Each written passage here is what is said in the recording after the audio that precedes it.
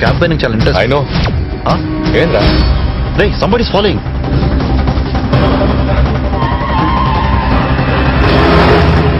Move fast.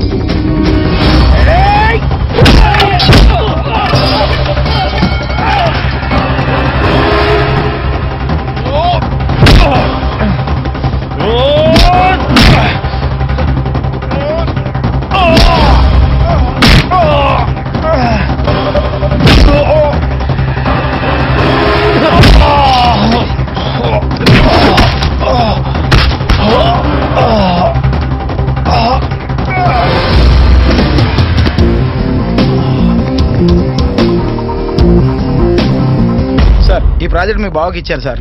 ఈ project మీ అల్లుడు అడుగుతా ఉన్నాడు సార్. చైతన్య నాయక్ గారు వస్తున్నారు సార్. రమ్మను. Okay sir. సార్ ఈ ప్రాజెక్ట్ అమ్మాయి గారు అడుగుతా ఉన్నారు సార్. వీళ్ళకి ఇంకా బ్యాడ్ టైం స్టార్ట్ అయినట్టే.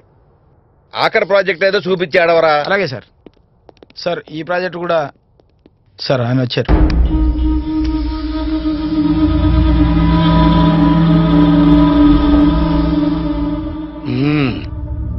చైతన్య అంత వాళ్ళ నాన్న పోలిక. మీ నాన్నగారు చాలా మంచివాడయ్యా. పాపం ఆయన కాలం చేసినందుకు నేను చాలా చింతిస్తున్నాను. సరే, ఏంటిలా వచ్చావు? మీ పార్టీలో చేరదామని. మీ పార్టీ వాళ్ళని చిల్లర పనులు చేయకుండా అదుపులో పెట్టుకోమని చెప్పడానికి వచ్చాను. నేను ప్రజలకి మంచి చేద్దామని రాజకీయాల్లోకి వచ్చాను. నా మార్గానికి అడ్డొస్తే మీకు మంచి జరగకపోవచ్చు. అది సరే గాని, నువ్వు ఓటర్స్ అందరినీ ఒక టర్నింగ్ తిప్పుతున్నావని మా వాళ్ళందరూ అనుకుంటున్నారయ్యా, నిజమేనా? మాట మార్చకండి సార్. మీ వల్ల అయితే మా పార్టీ కన్నా మంచి పనులు చేయండి. అంతేగాని అసూయతో మా మీద అటాకులు లాంటివి చేసి చీప్ ట్రిక్స్ ప్లే చేయకండి.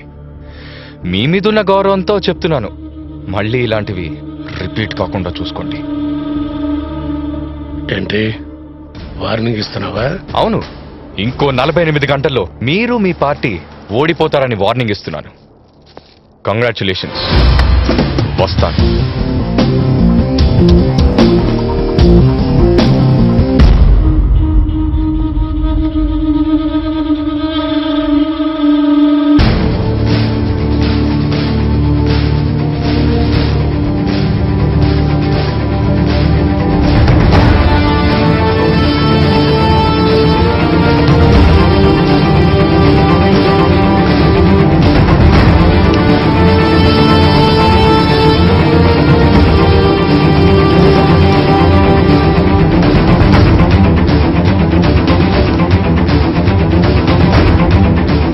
ఈసారి కనీ విని ఎరుగని రీతిలో అనూహ్యంగా ఎక్కువ శాతం ఓట్లు పోలయ్యాయి. ఇక తాజా ఎన్నికల ఫలితాలను ఒకసారి చూసినట్లయితే ఖమ్మం నియోజకవర్గం నుంచి సమసమాజ పార్టీ తరఫున పోటీ చేస్తున్న కన్నబోయిన రామారావు తన ప్రత్యర్థి వై వెంకటేశ్వరరావుపై 81,456 ఓట్ల మెజారిటీతో గెలుపొందారు. ఊహించిందే జరిగింది.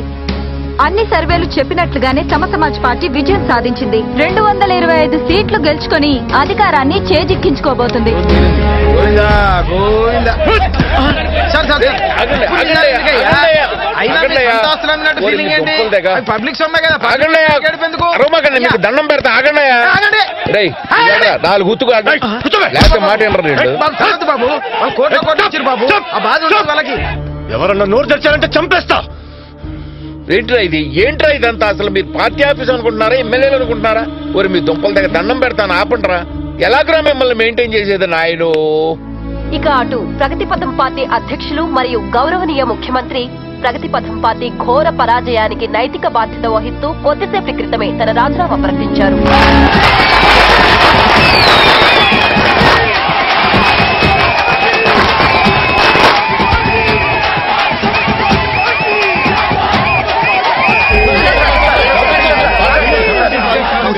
సీట్లే వస్తాయనుకున్న మీ పార్టీకి 225 సీట్లు రావడంపై మీ అభిప్రాయం ఏంటి సార్? మన ప్రభుత్వం జీవితంలో ఓటు వేసే హక్కుని 18 సంవత్సరాలుగా నిర్ణయించింది.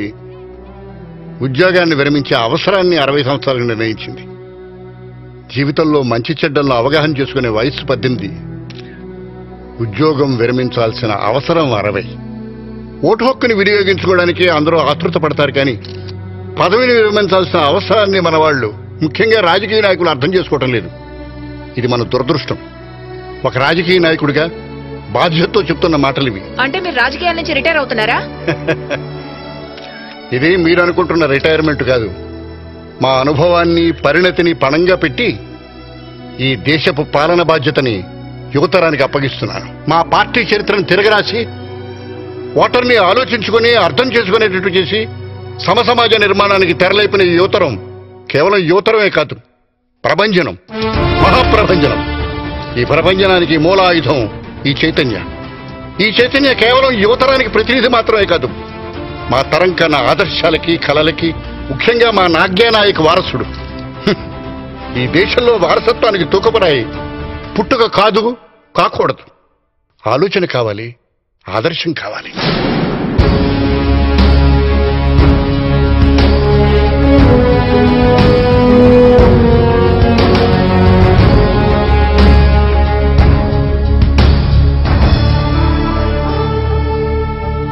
నా ఆశయం నా కలలకే పరిమితం అవుతుందేమో అనుకున్నాను, కానీ ప్రపంచనమై ఈ రాష్ట్రాన్నే కాకుండా భారతదేశమంతా వ్యాపించింది. చాలా సంతోషం, చాలా సంతోషం, చాలా సంతోషం. I, చైతన్య నాయక్ అనే నేను భారత రాజ్యాంగం పట్ల విశ్వాసం చూపుతానని, భారతదేశ సార్వభౌమాధికారాన్ని, దేశ సమగ్రతను కాపాడుతానని, రాష్ట్ర ముఖ్యమంత్రిగా నా కర్తవ్యాన్ని నిర్వహిస్తానని రాజ్యాంగం మీద ప్రమాణం చేస్తున్నాను.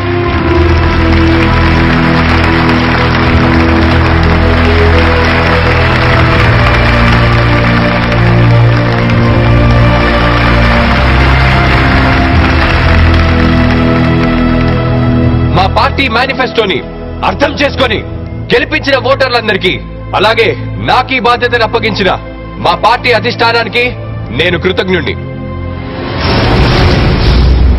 మా పార్టీ ఎన్నికల ముందు ఏ వాగ్దానాలైతే చేసిందో అవి తప్పక నెరవేరుస్తాం.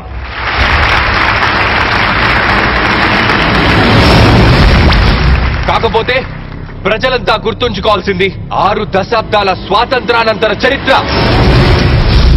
స్వరాజ్ అనేది స్వాతంత్రం కన్నా గొప్పది. ప్రాణాలను అడ్డుపెట్టి బ్రిటిష్ వాళ్ళని తరిమి కొడితే వచ్చిందే స్వాతంత్రం. స్వాతంత్రం వచ్చిన తర్వాత మనం పగలనక రాత్రనక పట్టుదలతో దేశ భవిష్యత్తు గురించి కష్టపడితే వచ్చేదే స్వరాజ్యం. మన పూర్వీకులు చెప్పినట్టు సముద్రాన్ని చిలికినప్పుడు మొదట ఆవిర్భవించింది విషం, అమృతం కాదు. కారణం వాళ్ళు ఉపయోగించిన పరికరాలు. ఆ విషయాన్ని శివుడు మింగి తన గొంతులో దాచుకొని సముద్రాన్ని కలుషితం కాకుండా కాపాడాడు. కానీ ఈ రోజు కుల, మత, భాష, వర్గ భేదాలకు గురయ్యి విషాన్ని వెదజల్లుతున్న ఈ దేశాన్ని రక్షించడానికి మరో శివుడు కావాలి. ఆ శివుడే మా గెలుపుకి కారణమైన ఓటరు, అంటే మీరు మీరు మీరు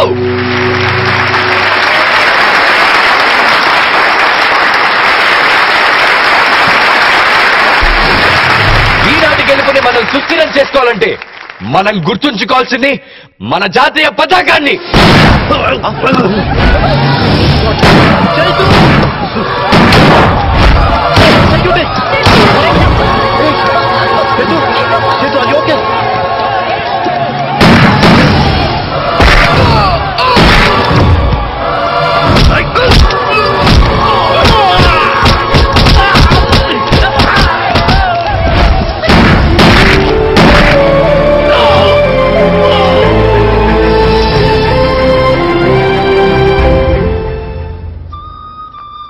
కనువిందు కలిగించే 3 రంగుల గుడ్డపీలిక కాదు మన జాతీయ పతాకం.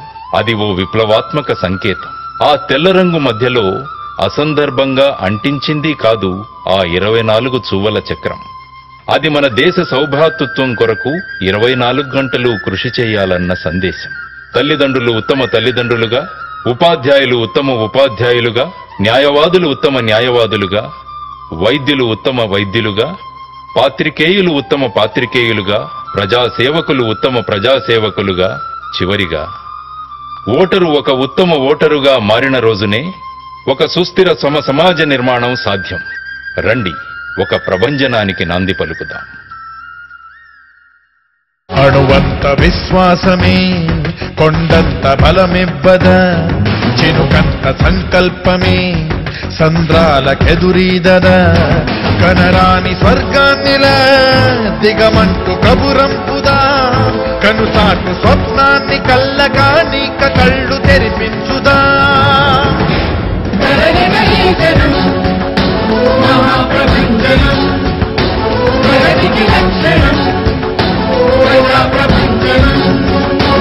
ఊరుకోకల ఇది మన నుదుటి రాతని, పరులు రాయరే మన భాగ్యరేఖని, నిలిచిపోకలా ఎవరో నడపలేదని, నీకు తెలియదా నీ నడక నీదని, నిష్ఠూరంగా నిట్టూరుస్తూ చీకట్లో పడి ఉంటే, చూస్తున్నా కను మూసున్నా మరి తేడా లేదిక అంతే.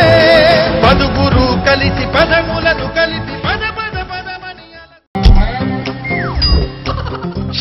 సరైన టైం చూసి దెబ్బ కొట్టింది కారు. కనీసం జాలి దయకూడలేదు దీనికి. రోజు టైం కాలేజ్కి వెళ్ళేవాడిని. Already Sanjay waiting. కనీసం స్టెప్ని కూడా లేదు టైంకి. చా, వెరీ బ్యాడ్. Hi Dude. ఏంటి